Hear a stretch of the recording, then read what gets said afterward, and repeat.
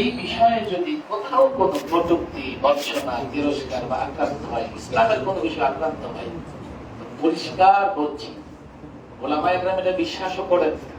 বড় কারাগার ছোট কারাগার, ছোট কারাগার থেকে বড় কারাগার, প্রয়োজনে আবারও একত্রিত হয়ে সবাই মিলে ছোট কারাগারকে পরিপূর্ণ করে দিতে হবে। মনোবল হারাবার কিছুই নাই।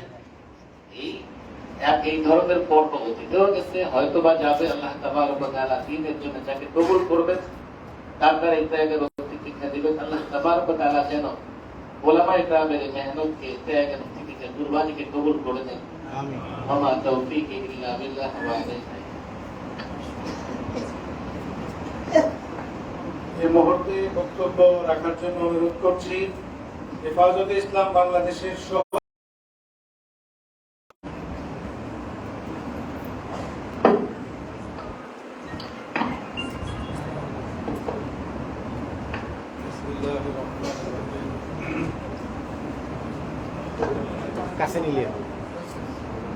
আজকের এই মহতী জলসার সম্মানিত দেশবরণ্য উলামায়ে কেরাম, বিশেষত সদ্যসমাপ্ত আমাদের অত্যন্ত প্রান্তীয় নেতা আল্লামা মাহমুদুল হক সাহেব, এখানে দীর্ঘদিন কারাভোগকারী অনেক নির্যাতিত নেতা আরো রয়েছে, নাম বলা যাবে না, অনেক নেতা রয়েছে। মূলত 2021 সালটা ছিল বাংলাদেশের শীর্ষ উলামায়ে কেরামের সকলের জবানকে বন্ধ করে দেওয়ার জন্য একটা সুপরিকল্পিত ষড়যন্ত্র। তারা দ্বীন এবং ইসলাম এবং উলামায়ে কেরাম এবং এই দেশের সাধারণ জনগণের পক্ষে যারা কথা বলে তাদের সবার কণ্ঠকে স্তব্ধ করে দেওয়ার জন্য। আমি ওই সময় দীর্ঘদিন কারাগারে ছিলাম, যে ওইখানে আল্লাহর সাথে একটা সম্পর্ক তাদের তৈরি হয়। এই সম্পর্কের কারণে যে শক্তি তৈরি হয়েছে, আশা করি এই শক্তিকে প্রতিরোধ করার মতো কোনো ক্ষমতা এই বাংলাদেশের কারণে। আমরা সবাইকে ওয়াস্তাঈনু বিস-সাবরি ওয়াস-সালাহ, অত্যন্ত ধৈর্যের সাথে এবং আল্লাহর শুকরিয়ার মাধ্যমে আমরা যেন আমাদের এই শক্তিকে অটুট রাখতে পারি, বাংলাদেশের মানুষের মুক্তি পাওয়ার জন্য যাতে আমাদের রাহবররা আমাদের পক্ষে কাজ করতে পারেন, সেই তৌফিক এবং প্রত্যাশা আল্লাহর কাছে কামনা করে আমার বক্তব্য শেষ করছি। আল্লাহ হাফেজ। এই পর্যায়ে বক্তব্য রাখার জন্য অনুরোধ করছি হেফাজতে ইসলাম বাংলাদেশের যুগ্ম মহাসচিব হযরত মাওলানা আজিজুল হক ইসলামাবাদ।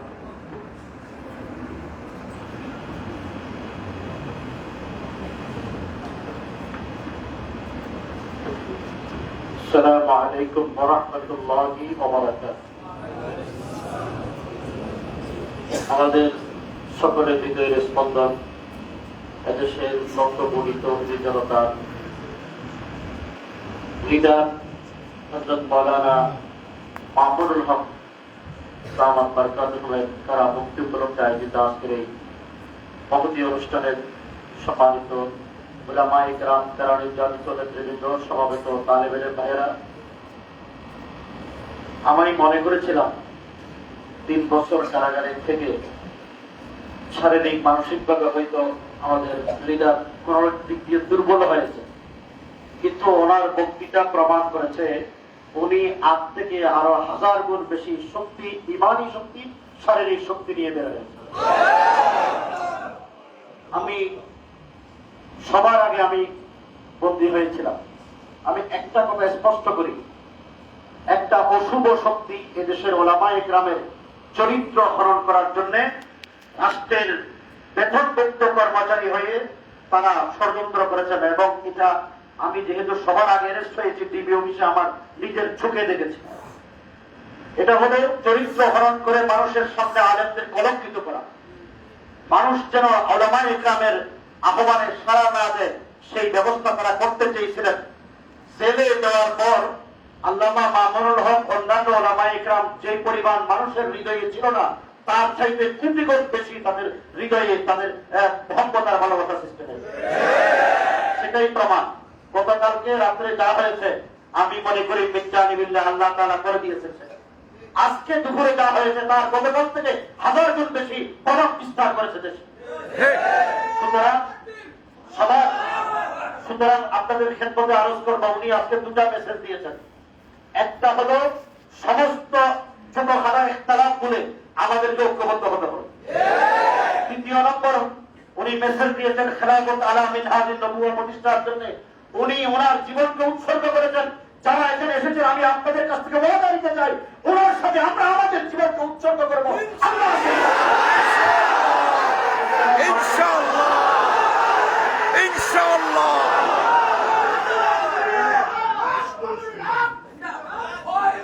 সম্মানিত ভাইয়েরা, এই মুহূর্তে বক্তব্য রাখার জন্য অনুরোধ করছি বাংলাদেশ খেলাফত মজলিসের ভারপ্রাপ্ত মহাসচিব, হেফাজতের যুগ্ম মহাসচিব মাওলানা জালাল উদ্দিন আহমদ।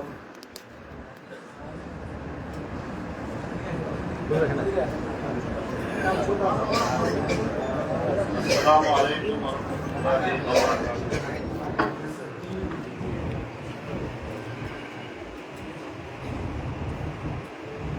আলহামদুলিল্লাহ, বাংলাদেশ খেলাফত মজলিসের মোহতারাম মহাসচিব সারা বাংলাদেশের নয়, সারা বিশ্বের মুসলমান জনতার হৃদয়ের স্পন্দন এবং সবচেয়ে জনপ্রিয় ব্যক্তিত্ব ও নেতৃত্ব আমরা মামুনুল হক সাহেব আজকে কারাগার থেকে মুক্ত হয়েছেন।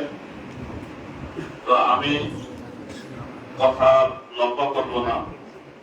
আমি আমাদের দলের পক্ষ থেকে যারা আজকে এখানে এসেছেন, আমি সকল ওলামায়ে কেরাম মেহমানদেরকে শুকরিয়া আদায় করি। আপনারা মামুন ভাইয়ের মুক্তির জন্য রাজপথে অনেক সক্রিয় ছিলেন। আপনাদের বক্তব্য অনেক ধারালো এবং কঠোর ছিল। এই জন্য আপনারা অনেক মেহনত পরিশ্রম করেছেন এবং আজকে সর্বশেষে এসেছেন। আমি সবাইকে ধন্যবাদ জানিয়ে আমার বক্তব্য শেষ করছি।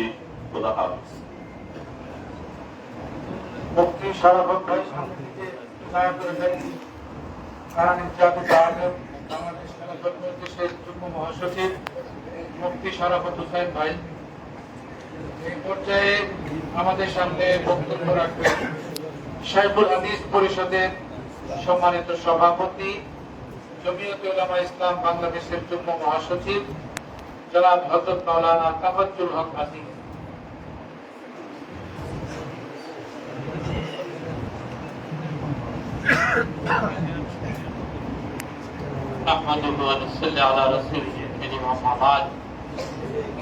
আজকে কারামুক্ত অনেকে আগে বলেছেন যে মুসলমানদের এবং ওলামায়ে কেরামের হৃদয়ের স্পন্দন।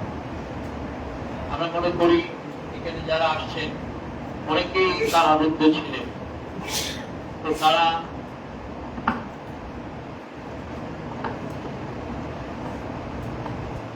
ক্রমান্বয়ে বের হয়ে আসছেন, আর ক্রমান্বয়ে এই জাতির মুক্তির পথ এক ধাপ করে আগিয়েছে। কিন্তু এই কারারুদ্ধ ওলামায়ে কেরামের শেষ শ্রীয়ের মাওলানা মামুনুল হক সাহেব, তো উনি যেহেতু সর্বশেষ কারামুক্ত হয়ে আসছেন, আর উনি আমাদের সকলের ওলামায়ে কেরাম এবং তৌহিদি জনতার হৃদয়ের স্পন্দন। এই জন্য বাংলাদেশের এই বাংলাদেশ এবং দেশের জনগোষ্ঠী এবং আলেম ওলামা আজকে এই রাষ্ট্রীয় কারারুদ্ধ অবস্থা, রাষ্ট্রীয়ভাবে কারারুদ্ধ অবস্থায় যেখানে আছে, সেই কারারুদ্ধ অবস্থা থেকে মুক্ত করার জন্য চূড়ান্ত কর্মসূচি আমাদেরকে হাতে নিতে হবে। এবং এই চূড়ান্ত কর্মসূচি আমরা ধাপে ধাপে আগিয়েছি। আপনারা জানেন, বিগত 2 বছর আগে এই বাংলাদেশের প্রেক্ষাপট এমন ছিল যে কারারুদ্ধ মামুনুল হক সাহেবের মুক্তির দাবিটা পর্যন্ত সদূরে সরবে ময়দানে বলা যাচ্ছিল না। তখন আমরা শাইখুল হাদিস পরিষদের হযরত শাইখুল হাদিস রাহমাতুল্লাহ আলাইহি নসল এবং তার আদর্শে এবং তার মহব্বত যারা করেন সকলকে নিয়ে আল্লামা মাহফুজুর রহমান সাহেবকে সামনে রেখে আমরা 2 বছর আগে ময়দানে এই আওয়াজটা প্রথম করেছি। আলহামদুলিল্লাহ সুম্মা আলহামদুলিল্লাহ, আস্তে আস্তে আস্তে আস্তে আল্লাহ তাআলা সাহায্য করেছেন। সকল উলামায়ে কেরাম এবং সকল জনগোষ্ঠী এবং রাষ্ট্রীয় পরিস্থিতি আজকে এই পর্যায়ে এসেছে যে এখন জাতি চূড়ান্তভাবে এই রাষ্ট্রীয় জুলুম থেকে, এই রাষ্ট্রীয় কারা এখন উলামায়ে কেরামের কাছে আমাদের দাবি হলো যে এই জাতিকে চূড়ান্তভাবে মুক্ত করার জন্য আপনাদেরকে কর্মসূচি সুচিন্তিত ভাবে আপনাদেরকে মাঠের ময়দানে নামতে হবে। আমি সকলকে ধন্যবাদ জানাচ্ছি আমার শেখুল হাদিস পরিষদের পক্ষ থেকে এবং আমাদের সত্য কারামুক্ত আমাদের নেতা শেখুল হাদিস ইবনে শেখুল হাদিস আল্লামা মামুনুর রহমান সাহেবকে আমরা অত্যন্ত হৃদয় থেকে সকলেই ভালোবাসি।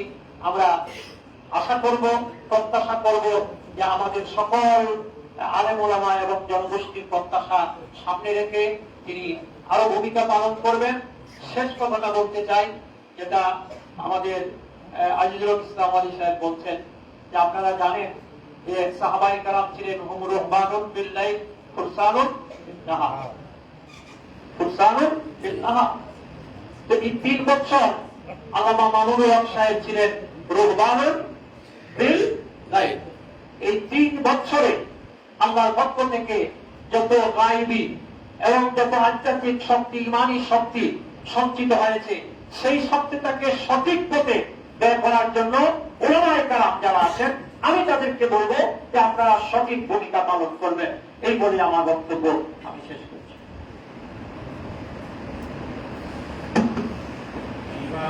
আবারও মাঝারাত পেশ করছি। অনেক গুরুত্বপূর্ণ ব্যক্তিবর্গ নেতৃবৃন্দ আছেন, সময়ের কারণে দেওয়া যাচ্ছে না। মাগরিবের আগেই মাকবারা জিয়ারতের প্রোগ্রাম শেষ করতে হবে। আরো অনেক ভাই আনুষ্ঠানিক দেখা করার জন্য, সংবর্ধনা দেওয়ার জন্য আসছেন। সবগুলো কাজই করতে হবে। এই কারণে অনেককেই আন্তরিক ইচ্ছা থাকা সত্ত্বেও বক্তব্য দেওয়ার সুযোগ দিতে পারছি না। এই মুহূর্তে বক্তব্য রাখবেন হেফাজতে ইসলাম বাংলাদেশের সিনিয়র যুগ্ম মহাসচিব, জমিয়তে উলামা ইসলাম বাংলাদেশের সহ সভাপতি, খতিবে বাঙ্গাল হযরত মাওলানা জুনায়েদ আল হাবিব দামাত বারাকাতুহু।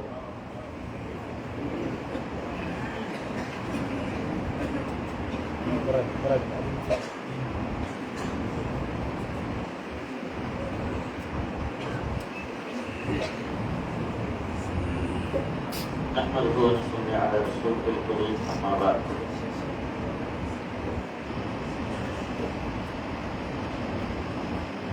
बुजुर्गान मुहतरम हज़रत उलमाए किराम,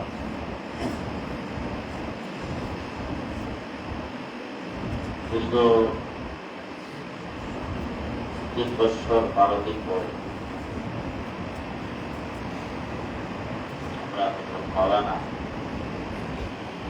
মামুনুল হক দামাত বারাকাতুহু আমাদের আমরা উঠলাম। আনন্দ থেকে এ পর্যন্ত যতটুকু আমরা সবাই মিলে প্রকাশ করেছি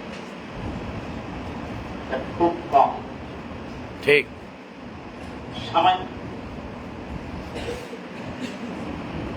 এটার এখনো আমি মনে করি 4 ভাগের 1 ভাগও প্রকাশ করতে পারি।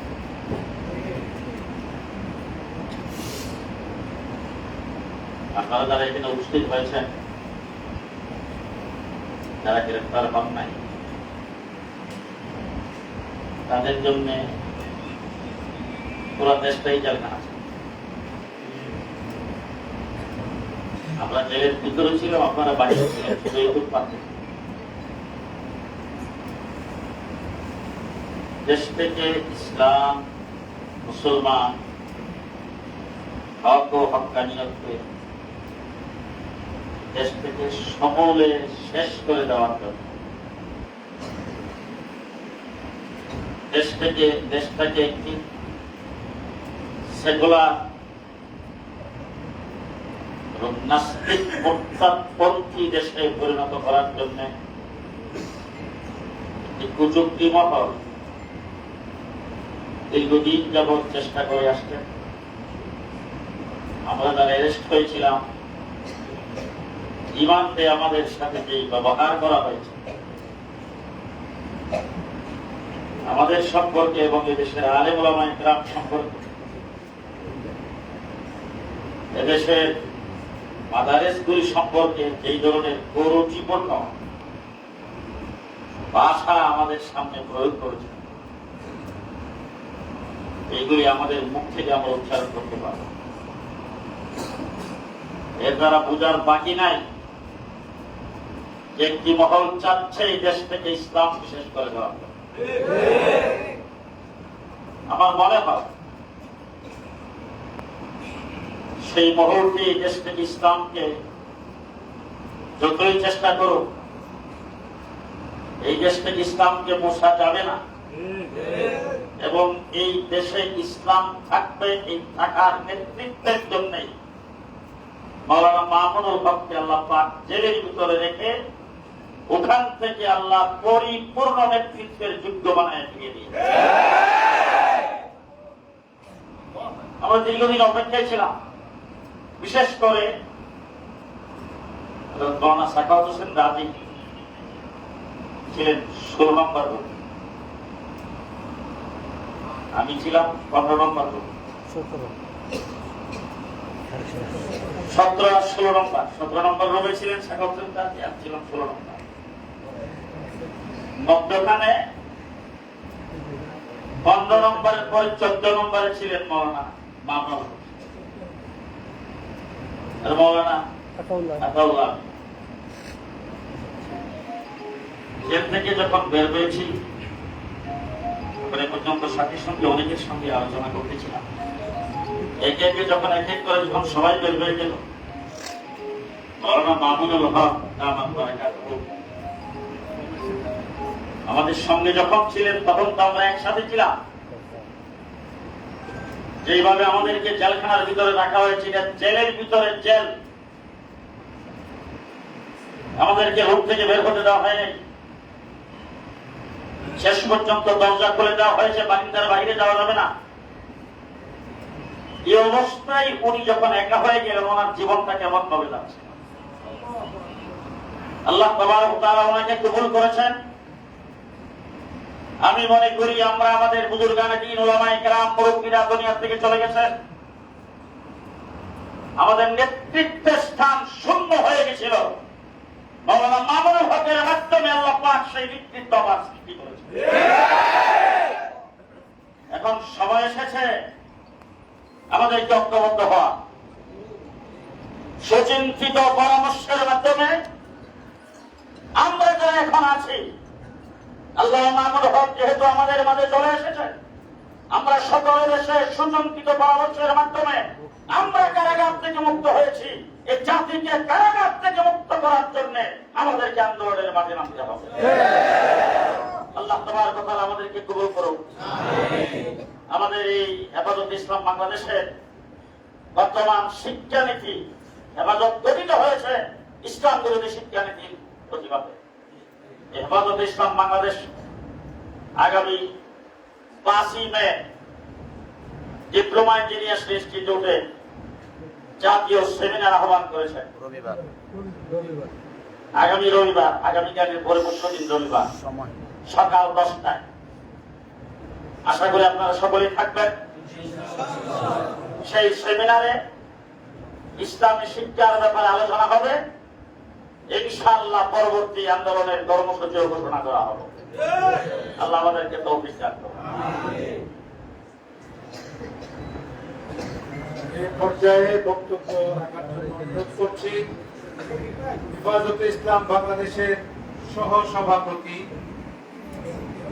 জমিয়তুল উলামা ইসলাম বাংলাদেশের সহ সভাপতি, বাংলাদেশের প্রবীণ আলেম দ্বীন হযরত মাওলানা আব্দুর রব ইউসুফ, হযরত মাওলানা আব্দুর রব ইউসুফী দামাত বারাকাতুহু।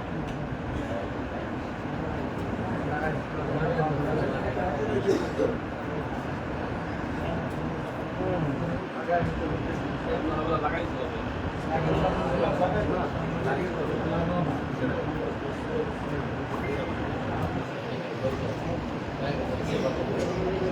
السلام عليكم ورحمة الله. أعوذ بالله من الشيطان الرجيم. أحسب الناس أن يقولوا آمنا وهم لا يفتنون. صدق الله العظيم. মাওলানা মাহমুদুল হক সাহেব সহ আমাদের যুবক আলেমদের একটা বড় জমাত দীর্ঘদিন জেল খেতে কষ্ট করে বের হয়ে এসেছেন। সর্বশেষ মাহমুদুল হক সাহেব এসেছেন। দিনের জন্য আমরা কাজ করব, আর জেল জুলুম বিপদ আপদ আসবে না। তাহলে বোঝা গেল এটা দিনের কাজ আমাদের সঠিক মানহাজে নাহাজে চলছে না। আল্লাহর ঘোষণা আহসিবান নাস আন ইয়াকুলু আমান্না ওয়া হুম লা ইফতানুন। তোমরা আমান্না বলবে আর তোমাদের জন্য ফিতনা পরীক্ষা আসবে না। আল্লাহর ঘোষণা, পরীক্ষা ছাড়া হতে পারে না। দিনের বিরুদ্ধে, দেশের বিরুদ্ধে ষড়যন্ত্র চলছে, অতীতে ছিল, এখনো চলছে, সামনেও চলবে। এই ষড়যন্ত্রের মোকাবিলা করে সামনে অগ্রসর হতে হবে। ফরিদপুরের মধুবাড়িতে যে দুই ভাই শাহাদত বরণ করলো, এটা কাকতালীয় কোনো ঘটনা নয়। দূর থেকে নিমন্ত্রণের মাধ্যমে এই ঘটনা ঘটানো হয়েছে। এইরকম ঘটনা অহরহ চলতে থাকবে। এর মোকাবিলায় আমাদেরকে ত্যাগ স্বীকার করার জন্য প্রস্তুতি নিতে হবে। রুমানি আজাদ মালিকে আফসাদে পর আকবর এলাহাবাদী বলেছেন, তাদের ভবিষ্যতে, তারা সুভবিষ্যৎ তাদের যুগের সামনে থাকবে, যার বাতিলের যুগে সামনে সুদিন দেখতে পাবে। অতীতের দুঃখ কষ্ট তাকে দুর্বল করতে পারে না। কাজী টার্গেট করে দিয়েছেন, টার্গেট আমাদের খেলাফত। এই টার্গেট নিয়ে আমাদের আগাতে হবে। হ্যাঁ, আল্লাহ চাইবো, আল্লাহ তুমি আমাদেরকে বিপদ আপদের সম্মুখীন করো না, তুমি আমাদেরকে সাহায্য করো। বিপদ আসলে আমাদেরকে সেই বিপদের জন্য প্রস্তুতি নিতে হবে। সরকার শেষ পর্যন্ত একটা খেলা দেখে নিল। গতকাল মামুনুল হককে ছুটি না দিয়ে, বিদায় না দিয়ে তারা বুঝতে পেরেছে যে মামুনুল হককে আটকিয়ে রাখা যাবে না। আটকে রাখতে পারে নাই, অন্যজনকে আটকে রাখতে পারে নাই, মামুনুল হক সাহেবকে আটকে রাখতে পারে নাই। সেই জেলের তারা ভেঙেই এসেছে। তোমরা দয়া করে ছেড়ে দাও নাই। এদেশে ইসলাম হুকুমত কায়েম হবে, খেলাফত কায়েম হবে। শেখুল হাদিস ইবনে শেখুল হাদিস জামিয়া রহমানিয়া আজিজিয়া সম্মানিত মুহতামিম, এদেশের লক্ষ কোটি ইসলামী জনতার আস্থাভাজন রাহবর শেখুল হাদিস হযরত মাওলানা মাহফুজুল হক হাফিজাহুল্লাহ,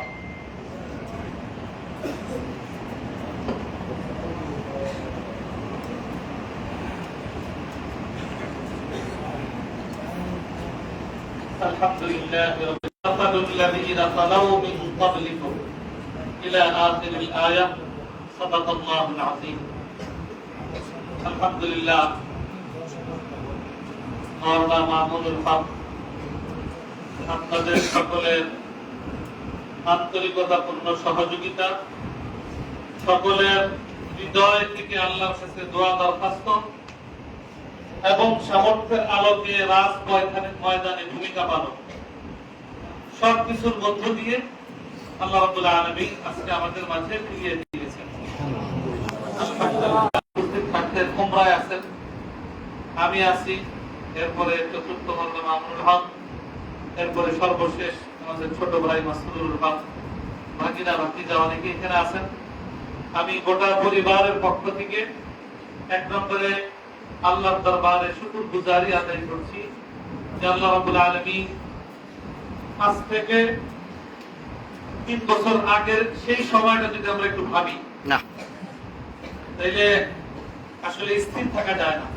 ঠিক। মানে চতুর্মুখী না, মানে আরো কোনো থাকলে দিক চতুর্মুখীর থেকে আরো বেশি নানা প্রতিকূলতার মধ্যে আমরা পড়ে গিয়েছিলাম। কিন্তু আল্লাহ রাব্বুল আলামিন তার কুদরতি নুসরত দ্বারা, তার কুদরতের দ্বারা ওই সব প্রতিকূলতার মধ্যেও আল্লাহ তাআলা আমাদেরকে আল্লাহর দ্বীনের পথে আল্লাহ তাআলা ইস্তেকামতের সাথে থাকার তৌফিক দিয়েছিলেন।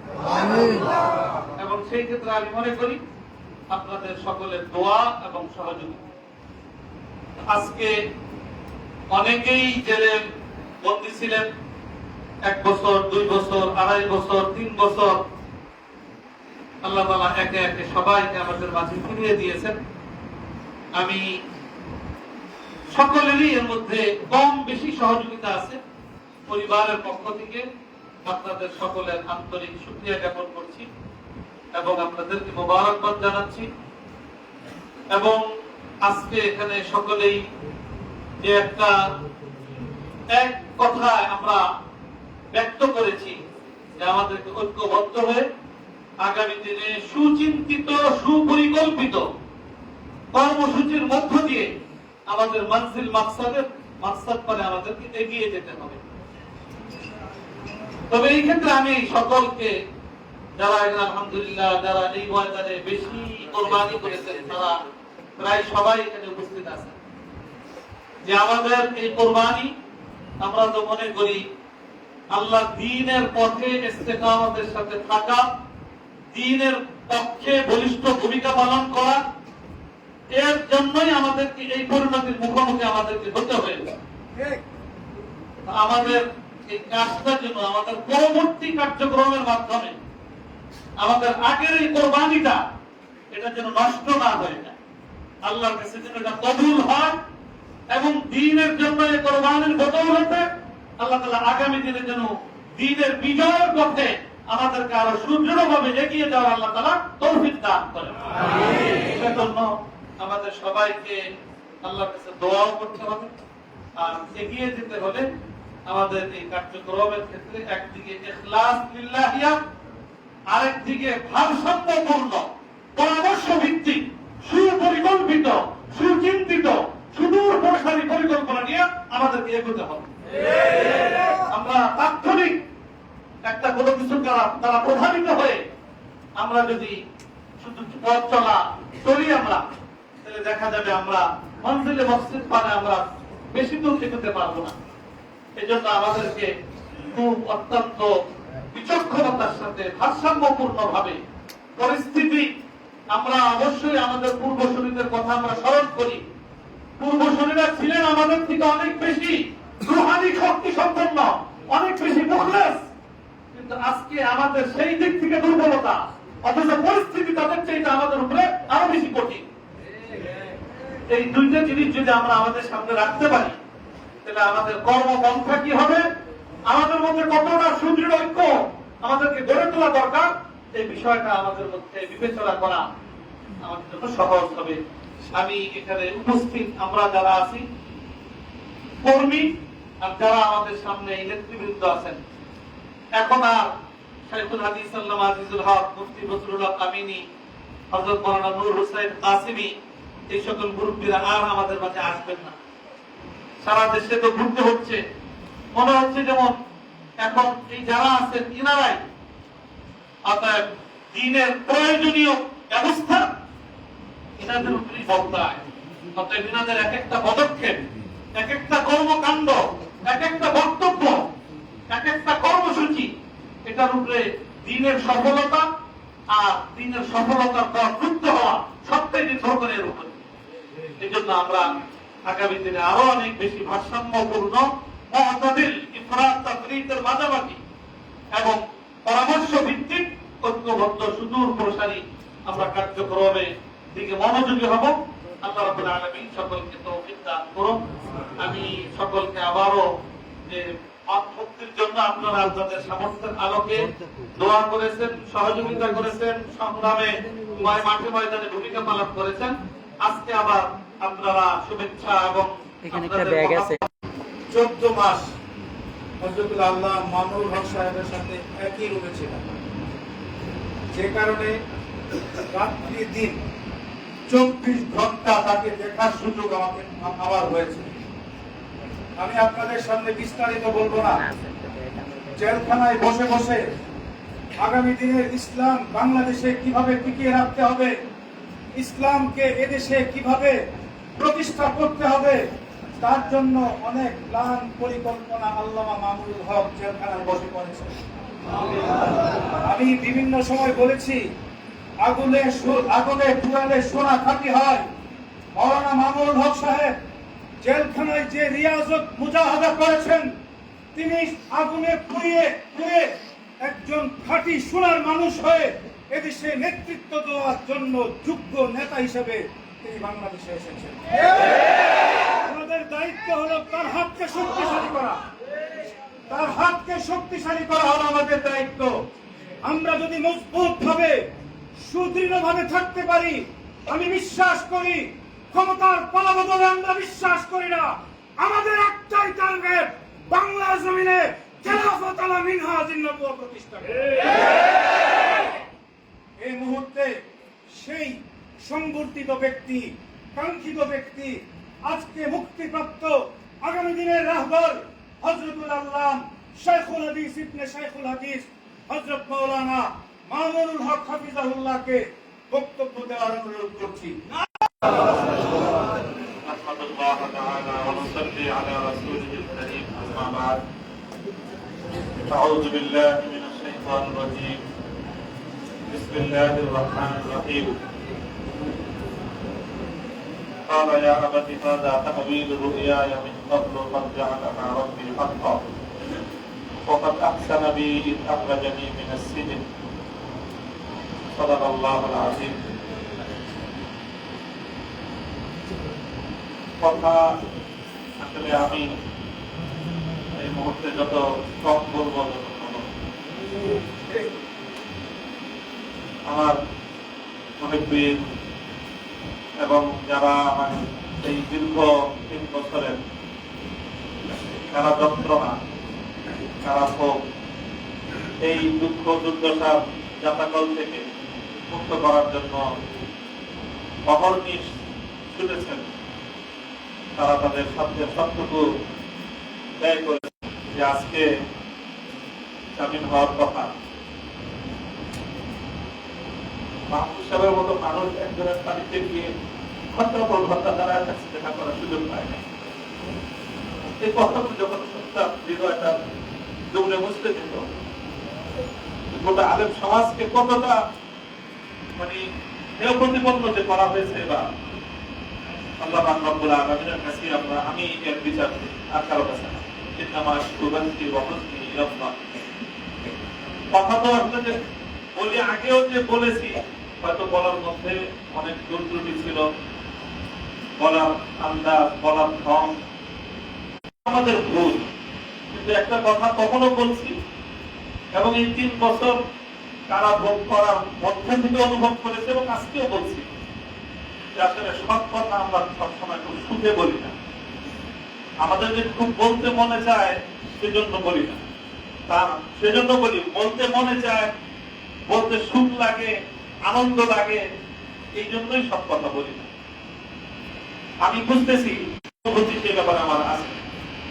তবে একটা কথা কি, অনেক সময় মনে হয় এরকম, যখন ইসলাম, আল্লাহ, রাসূল এবং আলেম ওলামাদের সঙ্গে তাচ্ছিল্যপূর্ণ আচরণগুলো যখন দেখি, তখন নিজের পরিণামের কথা আর ভাবতে ভালো লাগে না। নিজের কি হবে সেটা ভাবতে আর ভালো লাগে না, যেন বলে ফেলি। জানি না আগামীতে আমি কতদিন এভাবে নীরব থাকতে পারবো, আমি জানি না।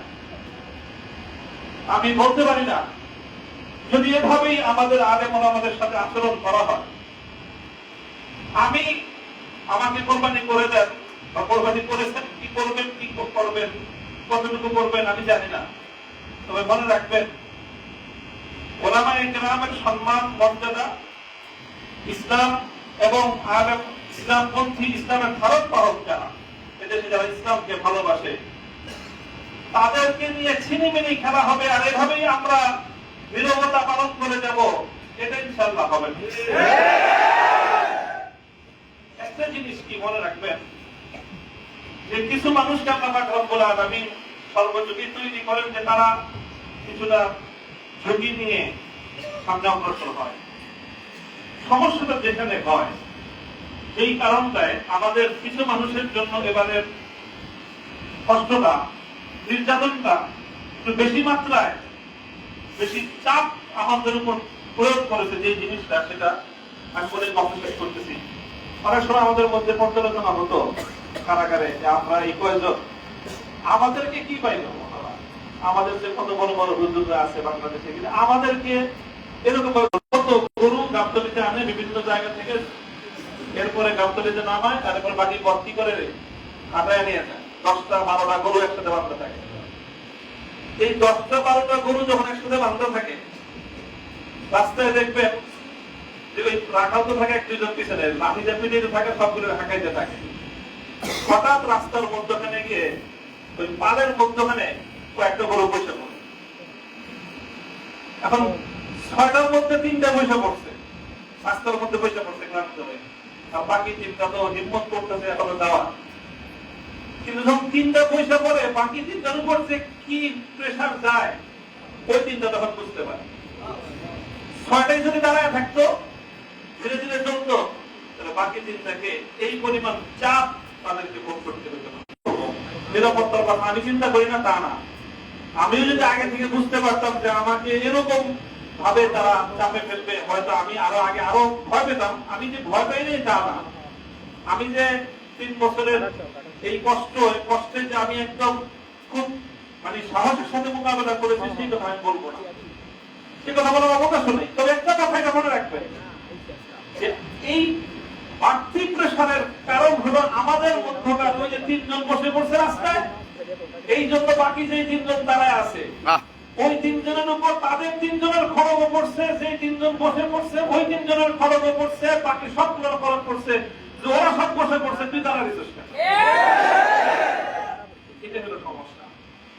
যারা অন্তত আগামী দিনে যে কোনো ভাবে জাতীয় নেতৃত্বের সামনের সারিতে আসবেন, যেভাবেই আসেন, নেতৃত্বের সারিতে আসার অর্থ এটা নয় যে আপনি হেফাজতে ইসলামের আমির হইতে হবে, মহাসচিব হইতে হবে, তা না। অথবা আপনাকে কোন সংগঠনের আমির মহাসচিব হইতে হবে, তাও না। যারা যেভাবে নেতৃত্বের সামনের আসনে চলে আসবে, বিভিন্ন বিভাগীয় পর্যায়ে, জাতীয় পর্যায়ে, আপনাদেরকে এই কথাটা মনে রাখতে হবে যে আপনার দুর্বলতা শুধু আপনাকে নিরাপদ করে তা নয়, বরং আপনার দুর্বলতা আরো 3 জনের জন্য বাড়তি ঝুঁকি তৈরি করে। কথাগুলো ওলামায়ে কেরাম আমি বলতেছি এখানে, সবাই গভীরভাবে অনুভব করবো ইনশাআল্লাহ। আল্লাহ পাক রব্বুল আলামিন আমাদেরকে হিম্মত দান করেন, তৌফিক দান করেন। এবং কথাটা শুধু এটাই চূড়ান্ত। 3 বছর চলে গেছে কারাগারে, কারাগার থেকে মুক্ত হওয়ার পরে আপনাদের এই ভালোবাসা, এই যে উচ্ছ্বাস মানুষের, এটাতে আমি খুব বেশি আপ্লুত তা না। তবে আমার কাছে মনে হয়েছে বারবার যে দুনিয়ার এই 3 বছরের কারামুক্তির পর এই উচ্ছ্বাসটা কতটা আনন্দের। তো সত্যিটা আনন্দ তখন হবে যখন কবর, হাসর, পুলসিরাত পার হয়ে জান্নাতে গিয়ে প্রকৃত মুক্তির স্বাদ যেদিন আস্বাদন করতে পারবো, সেদিনই হবে আসলে প্রকৃত মুক্তি। যদি আমি সেই মুক্তির কোন পথ ব্যবস্থা না হলো, আপনাদের এই অভিনন্দন, আপনাদের এই সংবর্ধনা, আপনাদের এই উচ্ছ্বাস 2 পয়সার কোন মূল্য রাখে না।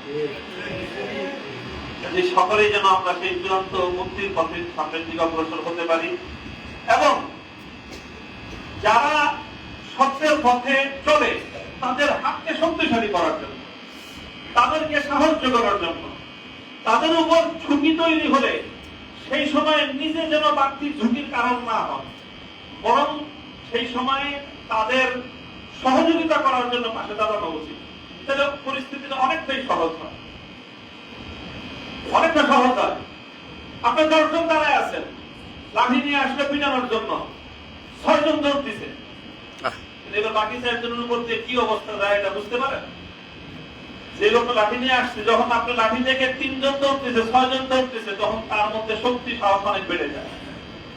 তখন আর বাকি যে 4 জন দাঁড়ায় আছে ওদের অবস্থা তো যায় কিয়ামত ওদের উপর দিয়ে।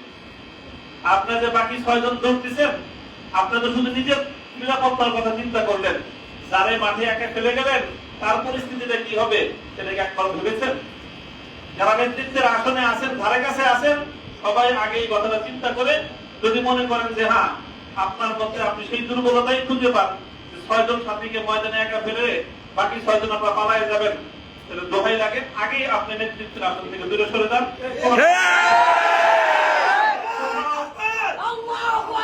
কোথাও অনেক দিনের খেদমতের অনেক রাস্তা আছে, আপনি ইসলাহ নফসের জন্য খানকা করেন, আমরা ইনশাআল্লাহ আপনারা থেকে বাইরে আপনি আরো অনেকগুলো খেদমতের ময়দান আছে। আপনি যখনই নেতৃত্বের কোন একটা জায়গায় থাকবেন তখন আপনাকে মনে রাখতে হবে যে আপনি হয় বাতিলের মোকাবেলা করবেন, আর না হয় আপনি আপনার সাথীর জন্য আরো বড় কষ্টের কারণ হয়ে যাবে। কোনটা আমি হব আপনি হব সেটা আমাদের বিবেচনা করা উচিত। আল্লাহ পাক রব্বুল আলামিন আমাদেরকে তৌফিক দান করেন। যারা সাথীরা আমরা ছিলাম একসাথে কারাগারে থাকার মধ্য দিয়েও আমাদের মধ্যে এক ধরনের আত্মবন্ধন তৈরি হয়েছে। আমরা আশা করি, আমি ব্যক্তিগতভাবে বিশ্বাস করি যে আমাদের এই বন্ধনটা আগামী দিনে ইনশাআল্লাহ ইসলামী নেতৃত্বের অঙ্গনে একটা সংহত মজবুত ইসলামী নেতৃত্ব উপহার দিবে ইনশাআল্লাহ। সেই কাজটুকু করতে পারি, আমাদের সকলের জন্য দোয়া করবেন যেন আমাদের মধ্যে সেই রকম একটা বোঝাপড়া, সেরকম বন্ধন, সেরকম আত্মত্যাগ, সেরকম ঈসার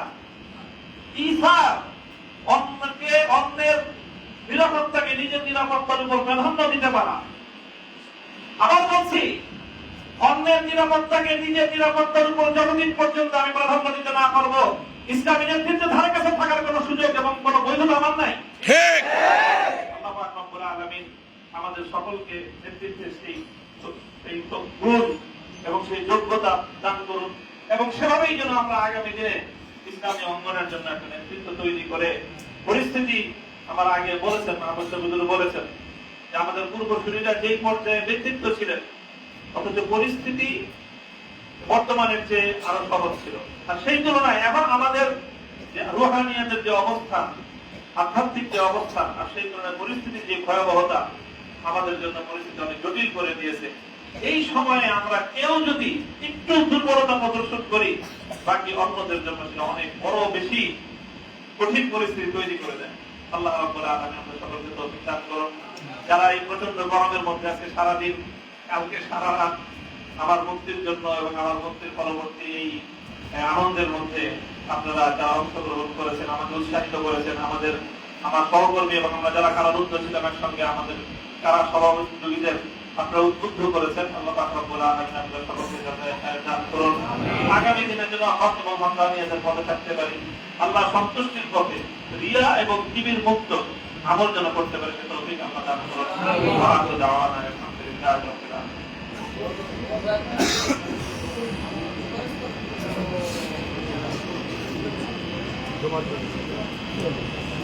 اللهم صل على محمد وعلى آل محمد كما صليت على إبراهيم وعلى آل إبراهيم إنك حميد مجيد.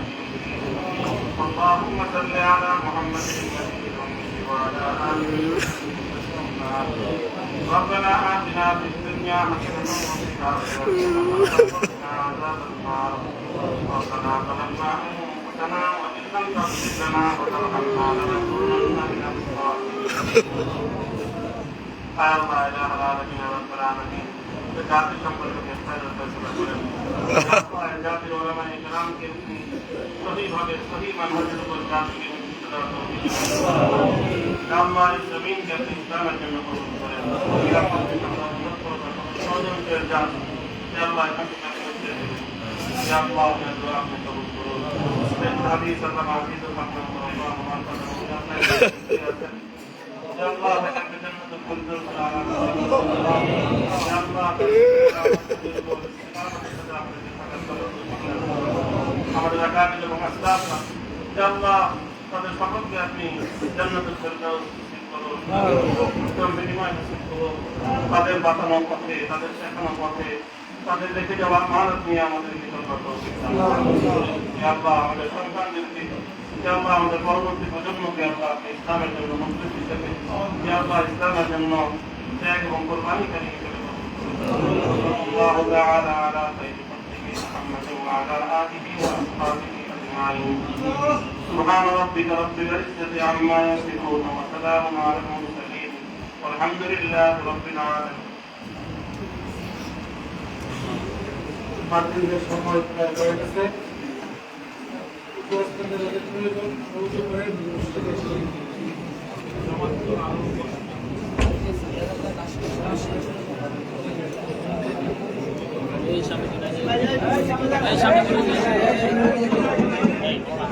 সামনে আসি